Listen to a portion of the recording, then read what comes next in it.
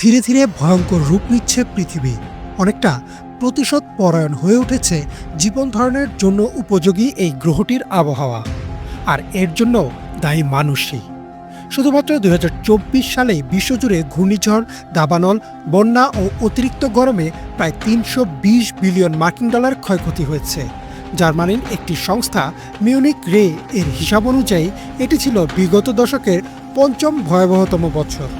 একই বছর গ্রিসের দাবানলের কারণে প্রায় ১০,০০০ হেক্টর বনভূমি পুড়ে যায়, যার ফলে ওই এলাকার ভূপৃষ্ঠের তাপমাত্রা গড়ে ১০ ডিগ্রি সেলসিয়াস পর্যন্ত বেড়ে যায়। ২০২৩ থেকে ২০২৫ সাল পর্যন্ত বিশ্বজুড়ে প্রবাল প্রাচীরের রং হারানো বা ব্লিচিংয়ের ঘটনা বৈশ্বিক পর্যায়ে পৌঁছেছে। ইন্টার গভর্নমেন্টাল ওশেনোগ্রাফিক কমিশনের মতে এই প্রবাল ধ্বংস সামুদ্রিক জীববৈচিত্র্যের উপর মারাত্মক আঘাত হানছে। বাংলাদেশের পরিস্থিতিও ভয়াবহতার নিচে চাপা পড়ে আছে। দ্য গার্ডিয়ানে প্রকাশিত এক প্রতিবেদনে বলা হয়, ২০২৩ সালে দেশের কিছু অঞ্চল ৫৮ বছরের মধ্যে সর্বোচ্চ তাপমাত্রা দেখে, যা পৌঁছেছিল ৪০.৪ ডিগ্রি সেলসিয়াস পর্যন্ত। একই সময় বৃষ্টিপাতের পরিমাণও ছিল স্বাভাবিকের চেয়ে ২২৩ মিলিমিটার বেশি। ক্লাইমেট সেন্ট্রাল ও ওয়ার্ল্ড ওয়েদার অ্যাট্রিবিউশনের এক যৌথ গবেষণায় দেখা গেছে ২০২৪ সালে বাংলাদেশে মোট ৯৪টি প্রচণ্ড গরম দিন ছিল, যার মধ্যে ৪৪টি দিনের তাপমাত্রার জন্য দায়ী ছিল খোদ দেশের মানুষই।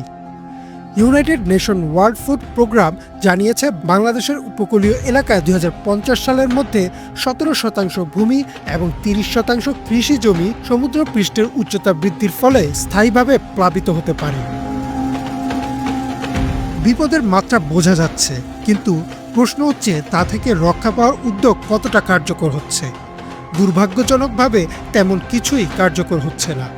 দ্য ডিপ্লোম্যাটের এক বিশ্লেষণে বলা হয়, বাংলাদেশ সহ উন্নয়নশীল দেশগুলোতে ক্লাইমেট অ্যাডাপ্টেশন অর্থায়ন অনেকাংশে পর্যাপ্ত নয় এবং যে অর্থ আসছে তার সঠিক ব্যবহার নিয়েও প্রশ্ন আছে। অন্যদিকে লে মন্ডে পত্রিকায় প্রকাশিত একটি প্রতিবেদনে বলা হয়, ইউরোপে বন্যার পর কেবল তাৎক্ষণিক ব্যবস্থা নেওয়া হয়, দীর্ঘমেয়াদী কোনো পরিকল্পনা হয় না। বিশেষজ্ঞরা বলছেন, ইতোমধ্যেই পৃথিবীর গড় তাপমাত্রা প্রাক শিল্পযুগের তুলনায় ১.৪ ডিগ্রি সেলসিয়াস ছাড়িয়ে গেছে। নেচার পত্রিকায় প্রকাশিত এক গবেষণায় এই পরিসংখ্যান তুলে ধরা হয়।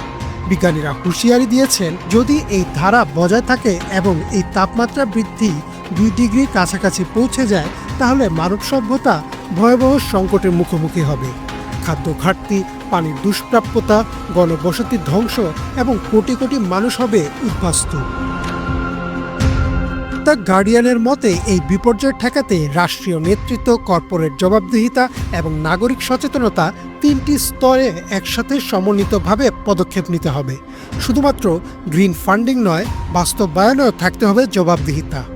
বাংলাদেশের শহর পরিকল্পনায় পরিবেশ উপযোগিতা, উপকূলীয় বাঁধ উন্নয়ন, কৃষিতে জলবায়ু সহনশীল প্রযুক্তি এবং স্বাস্থ্যখাতে গরম ও রোগ প্রতিরোধ ব্যবস্থা এসব জরুরি হয়ে দাঁড়িয়েছে।